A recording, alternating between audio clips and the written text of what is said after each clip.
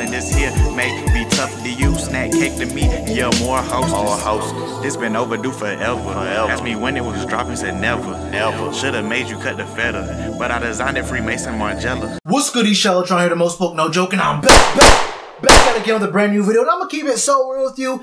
Ain't no more Bowberry biscuits. That is done. It's done for. It ain't coming back. Look, Bowberry biscuits are for winners, and if you go on a 4-game losing streak after starting off 6-2, you don't deserve a single Bowberry. Let alone a whole biscuit. You get a Popeyes biscuit. You get that cotton ball dry Popeyes biscuit. You know what? You might actually get a cookout shake. You have to drink out of one of those wacky curly straws. I don't know what it's going to be, but you sure ain't getting a Bowberry biscuit. Those are muy delicioso. And you do not get one of those when you go on a 4-game losing streak. When that streak consists of the Pittsburgh Steelers, a Thursday night game on the road, I understand that. The Detroit Lions, the Seattle Seahawks, and the Tampa Bay Jameis Winstons? Now, I understand if it's Ryan Fitzpatrick and some miraculous event happens and it ends up being Ryan Fitzmagic, you cannot stop Ryan Fitzmagic. You either get Ryan Fitzmagic or you get Ryan Fitztragic. If you go against Fitztragic, there's no way you lose the game. Good job, you won the game right there. But if you go up against Fitzmagic, there's not much you can do against Fitzmagic. It's gonna be a dub. I'm sorry to tell you this, but it's Jameis.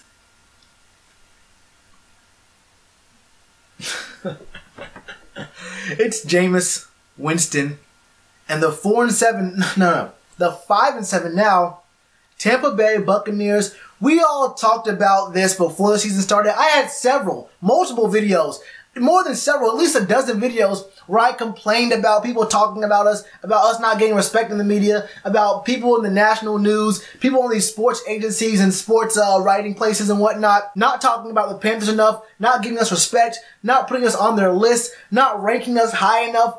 I did a few power ranking things and stuff, talking about our players. We didn't have a lot of players in the top 100 this year. I'm gonna be real with you. I was wrong. I was wrong. Look, I have no problem admitting when I'm wrong, and look, I was wrong by a country mile.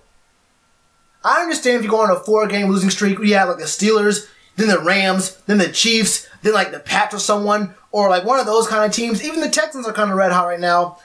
Even the Colts are looking pretty good right now. But if your 4-game losing streak consists of the Seahawks, the Lions, and the Bucks, with Jameis Winston at the helm, what do I tell you? We had 450 yards of offense this game. The Bucks had 350, and we still lost. We can talk about Cam's 4 interceptions. Those were horrible. But when the Tampa Bay offense is giving us chance after chance after chance, our defense played bad. But the Bucks, near the end of the game, their offense just was like, okay, we'll just keep putting the ball to you. We had opportunities left and right. We can't at least put together a few field goals. Look, I understand touchdowns are pretty hard to get in the NFL. That's why we don't have like 50-point games every week, 42-point games every week. I understand all that. We can't string together 3 drives of field goals. Can we? I mean, it was a 7-point game. We couldn't string together 3 drives or 2. At least 2 drives of field goals to make it a 1-point game. Make the score look a little bit more respectable, but honestly, the result wouldn't be any different.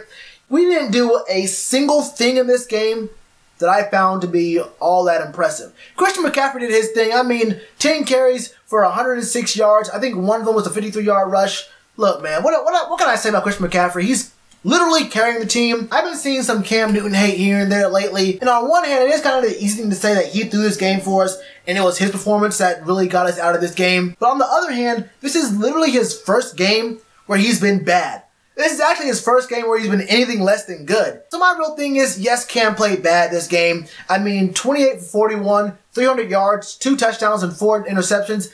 Those are Jameis Winston numbers. But honestly, I just wish and pray for the day that our defense does anything. And I do mean anything. And when I say anything, let me say it for a 4th time, I mean, can you say it for me? Because what's happening here?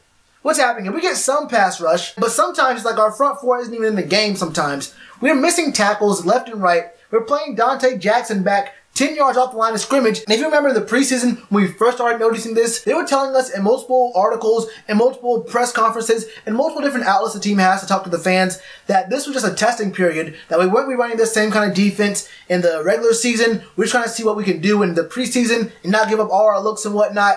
Lo and behold, week 13, we are still running this defense where we have one cornerback playing tight and in press coverage and the other corner playing about where a safety should play.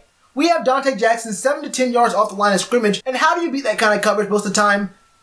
Run a quick slant. Run a quick slant, run a drag, really a quick slant honestly would be the best move there, and get Dante Jackson completely out of the play. And there were some snaps where he actually was pressing the receiver, and he played pretty decent press coverage. Now, maybe not every single play, but come on, 7 to 10 yards, 10 being about the average, honestly.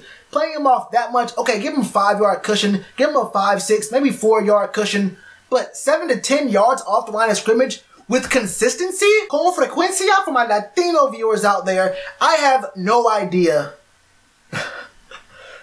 I have no idea what the scheme is. Because honestly, this wasn't even a good offensive performance from the Bucs at all. They get 4 interceptions and only put up 24 points. Jameis Winston was their highest rusher with 48 yards. Peyton Barber had 16 carries for 45 yards. That's less than 3 yards per carry. This team was not good. 4 turnovers that don't create any offense, and we still couldn't stop them. Earlier in the game, up until like the third quarter or so, their third down conversion rate was looking immaculate. And they stopped caring for some reason. I don't know what it was. They started just punting. They're like, okay, well, hey, we can give the ball back to you because you're going to give it right on back to us. So it really don't matter what it is. You can have the ball if you really, really want to. And in that vein, they were 100% right because when we had the ball, it was literally one thing and one thing only that was stopping us. And that was pass rush. Either they were getting to Cam and getting sacks or just hurrying up a lot of these passes, or they were creating pressure and getting hits on him, not sacks. But 3 of those interceptions that Cam threw came on passes where he was getting hit as he threw, and maybe the receiver might have been open at the time, but when you're getting hit, it's going to be a wobbler or it's going to be inaccurate. And honestly, you really can't throw it away there because if you do, it's going to be intentional grounding. So it's a little bit hard to know exactly what Cam should have done. Eat the sack. I mean, our offensive line wasn't really playing terrible this game. I mean, they did play significantly worse than we have been over the course of the earlier part of the season, but I really can't call this a terrible game. Look, it is what it is right now. I have to say, if this is a game that Cam cost us, this is the first game that Cam cost us. Don't even bring up the Detroit game and the 2-point conversion. I do not care. One other thing is I got a lot of mentions during the game. I tweeted during the game, and if you don't follow me, it's at Shellitronnn, same with the channel name, 3 N's. But I got a lot of DMs and a lot of mentions asking me about coaching changes, Eric Washington talking about firing Ron. Those are not questions for me. Give me a question about anything else, literally anything else. If it's about firing coaches or any of that kind of stuff, talk to Pat Coltrane, talk to Panther Nation Podcast, talk to any of the beat writers. I mean, I'll talk to you about literally anything else. How we play home versus away, player analysis, play calling, weather kind of things, even jerseys. I don't care what it is. Look, I'm not the guy to ask about whether we should fire a guy. Unless you come to me with a suggestion for who you think we should pick up, I do not care about whether we fire a guy. If you believe we should get our 4th defensive coordinator in 4 years and don't have a suggestion for me, I really just don't want to hear it. I'm going to probably like the comment or like the tweet, but not respond to it. That's just what it is. Unless you have an actual suggestion for me or something for me to actually have a conversation with you about, the problem is going to be solved once you fire the guy. Find someone who's better than that guy. Find someone who's available who's better than that guy. And then you can bring him on and what fit into our scheme, into our players, and that kind of stuff. So if I don't know enough about the coaches who are available and better than Eric Washington, so I really couldn't tell you who it is. And for everyone who's trying to call for Ron Rivera's job, if that happens, you're going to find out very, very quickly what happens to teams that fire their head coach and end up in a 10-year cycle where they're trying to find the next guy. Ron Rivera is a top 10 coach, and it's very, very hard to find the next guy. Ask the Bucs. Ask the Giants. Ask a lot of these teams. Ask the Browns. Ask the fans of teams who've been firing coaches after only a couple of years in the position and see how they feel about the coaching carousel and not ever having any kind of stability. And then ask yourself, how's the team before Ron Rivera and since Ron Rivera? And how's the team been before Cam Newton and since Cam Newton? I could go into our playoff prediction and our playoff scenarios and how A, B, and C have to happen for D to happen, but what if E happens and we have to maybe hope for these 8 teams to lose games, but if they also tie, I can get into that, but I think I'll do a whole different video on that. But I will say one last thing here. I think it's time to admit we're just a slightly better than average team that is not clutch. We've had several opportunities in just about every game we've lost except the Steelers game where we could have come back and won the game, and we didn't. At least 3 of our losses, but probably 4 of them actually, have been 1-score games, and that's just what it is. We're not a clutch team, and even if we got to the playoffs, I don't see us making any kind of noise in the playoffs, and that's just the real. I saw some good stuff from DJ Moore. I saw some good stuff from F.A. Abada. I saw some good stuff around the whole. I saw some good stuff on the field there, but we gotta be real, and I only have so much time to talk about it. Let me know what you saw in the comments below, and you already know to do that like button. Cheers to you, appreciate the chance. Being told y'all I been the man. Being told y'all I had the gift. Tell a friend to tell a friend. Real ones gonna recommend. Count this as another win.